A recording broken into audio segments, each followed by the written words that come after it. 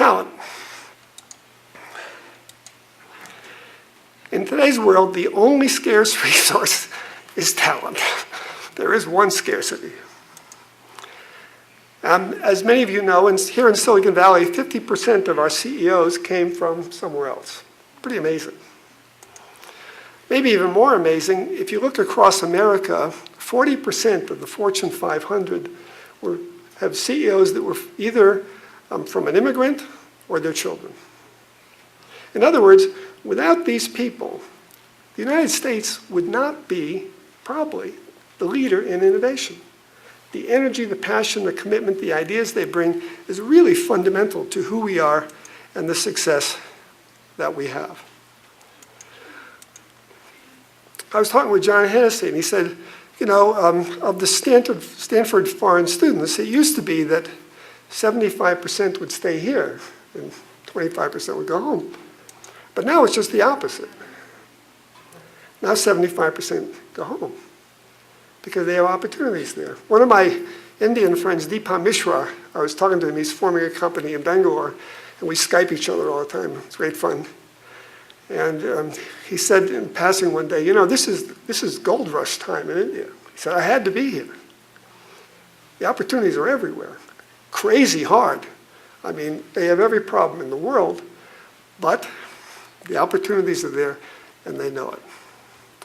So when I look at this, I say, you know, our immigration policy is all messed up. I mean, think of it this way. If Albert Einstein, the young Albert Einstein, wanted to get into America today, we might keep him out. Not wanted. We're not serious. How can we do this? We limit the number of bright people who come into the country. Now, half of our engineering students, of course, come from somewhere else. Then we tell them to go home. That's crazy to me. Tom Friedman has suggested, why don't we staple a green card on the diploma of every science and engineering PhD and say, you're here, don't leave. In fact, I would like us recruiting these people because they're so valuable. Actively recruiting them, because it's the only way we're going to thrive. Okay, what about government? Well, this is always a difficult topic. Now, you know, we live in a very special place with great universities and great venture capitalists and great talent like you folks, and it's a magical place. There's no other place in the world like this. And everybody would like to create a Silicon Valley. And a lot of people have tried. Here are some examples.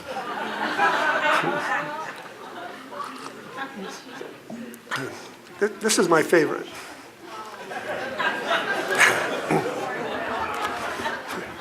Now, we got these off the web, but they're obviously not serious. But there's a serious point here. Most regions are not Silicon Valley. And they try and replicate Silicon Valley, and they do two things that really don't work. The government gives up too soon before they put all the pieces in place. That's one way to fail really fast.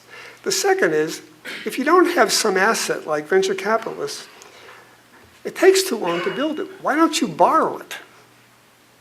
Right? Form relationships here. That's what Singapore's done. That's what Israel's done. What a lot of countries have done. Take advantage of it. But we have to educate people to realize if you don't do that, your chances of success are really small. The government is confused about all kinds of things when it comes to innovation. You know how they all talk about the importance of small companies, right? That's not where jobs come from in America. They come from new companies. Over the last 20 years before this meltdown, new companies created 3% of our job growth every year. Big companies reduced it by 1.2%. Our net job growth was 1.8% for 20 years. These new companies are fundamental to the success of America. If we kill this, we become Europe.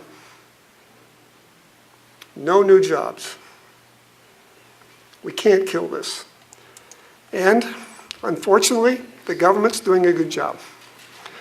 And I'm sure many of you go to Washington all the time and try and explain to them that things like Sarbanes-Oxley, which came out of the Enron debacle, You know, for a big company, they can afford another 5 or 10 million, whatever it costs. But for a little company, a new company, the cost of going public with this is really very expensive, $1 million to $2 million. And what does that mean? Well, it just became more expensive to form a new company. What does that mean? Well, we all know if you make something more expensive, you get fewer of them. And there are a bunch of things like this that they do. They can't separate in their mind big companies from new companies. They want to treat everybody the same. And that's not rational in today's world. Things like that are innovation killers. Not all at once, but bit by bit, you know, the last straw on the camel, we have to be careful. I would suggest that one piece of it, which is the really punitive part of it, only applied to companies when the value of the company gets over $1 billion, so they can afford it. Non-competitive, our taxes, 35%. We have the second highest business tax rate in the world. Now, it's true that most companies don't pay this, if you're a big company at least. But it takes enormous waste to go through all the shenanigans, number one. And number two, it corrupts our political process because everyone's always going in for favors. This is incredibly damaging to us. And I hope we can finally reform this. There are countries that have stepped up to this and been successful. So Canada's one. In 1993, they're where we are now with their debt. And they were worried that their future was going to be destroyed by this booming debt they had. So they reduced regulations, government size by 14%, and in less than 5 years later, they were producing a surplus. What's interesting about this came from the left. This came from the left. The left said, if we destroy our economy, we can't provide social services. So they reformed it. Singapore. Singapore has no water, no energy, no natural resources, nothing, no space. But on a GDP per capita basis parity, their income is about 20% now higher than the United States. Last year they grew at 14%. They have a 17% flat business tax, 0 capital gains. They're ranked as the easiest country to do business in all of Asia, and people are flocking there. Would you rather go to Singapore or Silicon Valley? If you gave people a chance, they'd come to California, right? Those 5 companies that leave every week don't want to. They just can't do business here. And some of them, by the way, go to Singapore because Singapore's got a whole band of people putting spreadsheets in front of people saying, look, this is what it cost you here in Silicon Valley, California. Here's what it'll cost you in Singapore. You can't afford to stay here anymore. You got to get out of there. They don't appreciate you. We'll appreciate you. And by the way, speaking of green cards, do you know the India Institute of Technology? It's a very exclusive school in India. It's about 10 times harder to get into than Harvard. If you're an IT grad, you get an automatic green card from Singapore. They understand. They're doing the right stuff. Israel. You know, in the 80s, Israel was in dire straits. Their economy was really terrible. And it's a longer story, but they went through a series of policy reforms and tax reductions. They used best practices. The Yasma Fund is a co-investment fund with VCs. It was a way to attract the VCs from Silicon Valley to go to Israel. And there are many other things they did. But those new companies they formed now represent 70% of the GDP of Israel. It's still an incredibly too bureaucratic place, and they have all kinds of problems, and they have enemies, and they have no natural resources, but it shows you what you can do if you do a few of the things right. Best city in America. We are forming a new facility in St. Petersburg, Florida, and this is Rick Baker, the mayor. And when I went in to see him, the first question he asked me is, Curt, are you going to help me build the best city in America? Wow, that's different, you know. I visit a lot of politicians. Usually there's somebody who greets you up front and says, the speaker has a fundraiser next week. You're going to be there, right? Not here. help me build the best city in America. I go, wow. St. Petersburg was not the best city in America. It was a rundown, dangerous place. But he created this vision. And bit by bit, he got the economy back on its feet.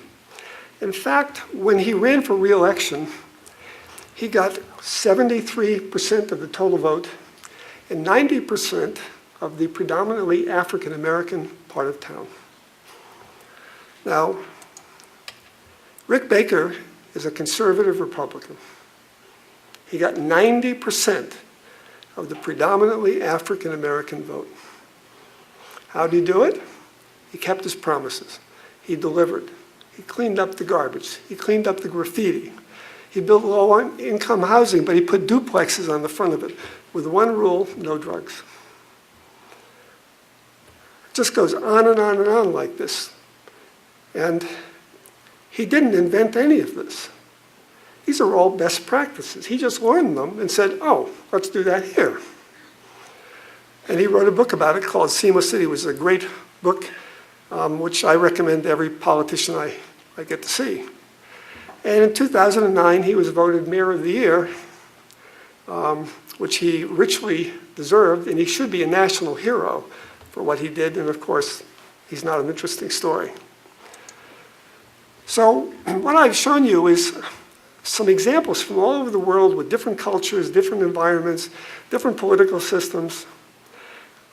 Two of them from the left, Israel and Canada, Singapore, which is a one-party state, and Rick Baker, who did it as a really serious conservative. If you deliver, people notice, and they appreciate it.